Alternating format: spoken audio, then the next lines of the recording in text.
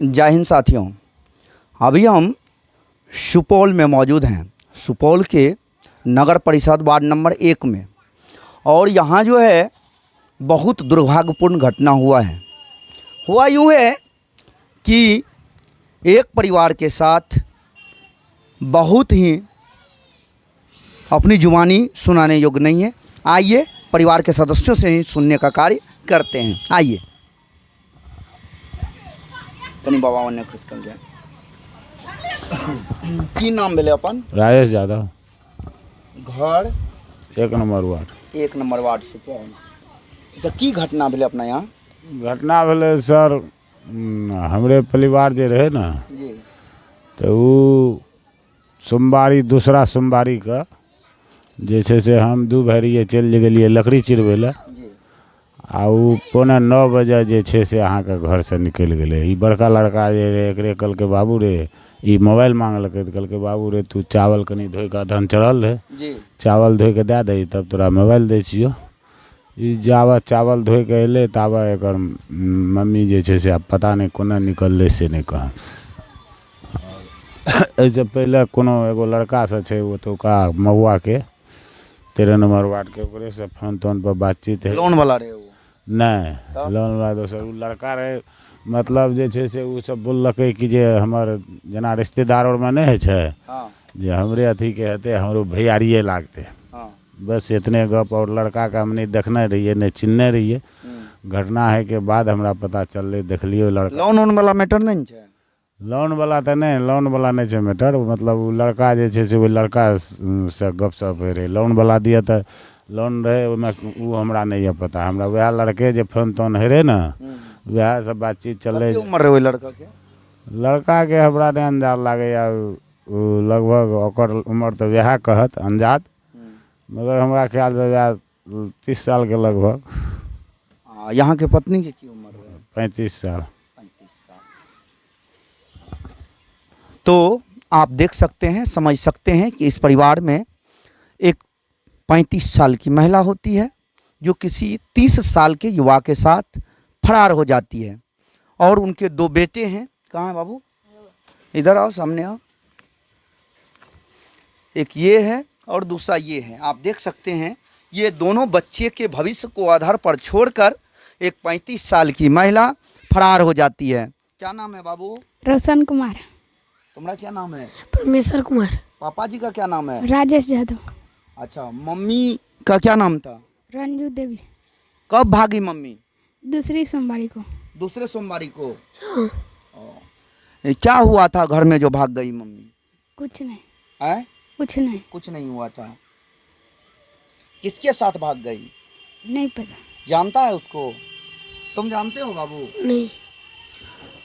दोस्तों, आप इस बात का कल्पना कर लीजिए, घर की वस्तु स्थिति को देख लीजिए और आप समझ सकते हैं कि किस कदर जो है इश्क परवान चढ़ सकता है। इस उम्र में भी आप कल्पना कर सकते हैं।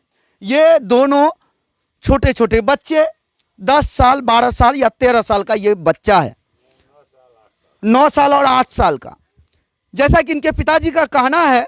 और इस कंडीशन में ये घर छोड़ करके फरार हो जाती है।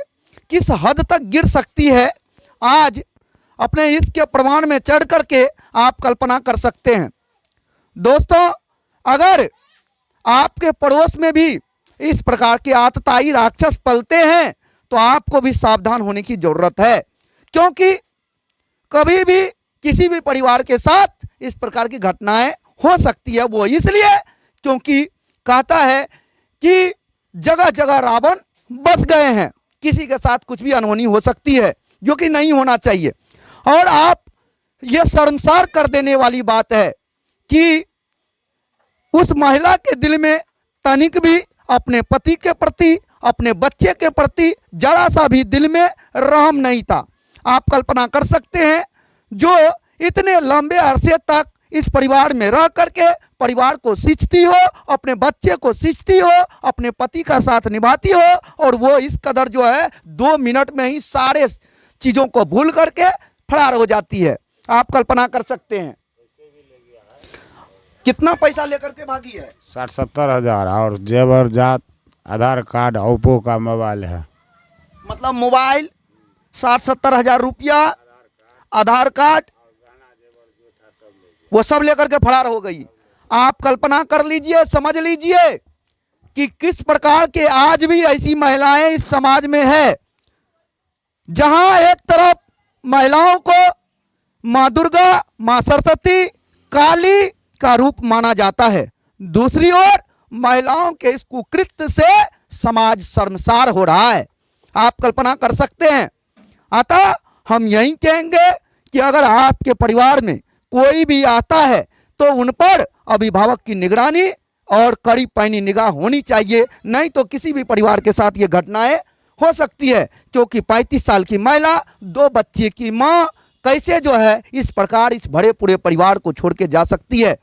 अतः हम प्रशासन से निवेदन करेंगे कि आपका जो लॉ है, आपका जो कानून है, आपका जो एक्ट है, वो स्व अधिकार, इसमें आपको बदलाव लाने की जरूरत है। आज इस परिवार को कौन न्याय दिलाएगा? आप कहते हैं आपके कोर्ट में जाएंगे, उनकी भी इच्छा है, उनकी भी इच्छा है, दोनों का एज मैच्योरेट है, क्या करेंगे आप कल्पना कर लीजिए।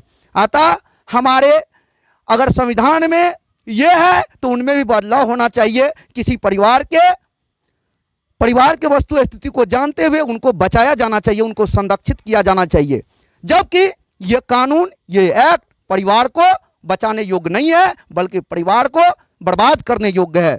अतः हम प्रशासन से भी मांग करेंगे कि इस प्रकार के कुकृत्यों पर ध्यान रख करके इस परिवार को न्याय मिलना चाहिए। वैसे आपका एज क्या है बाबा?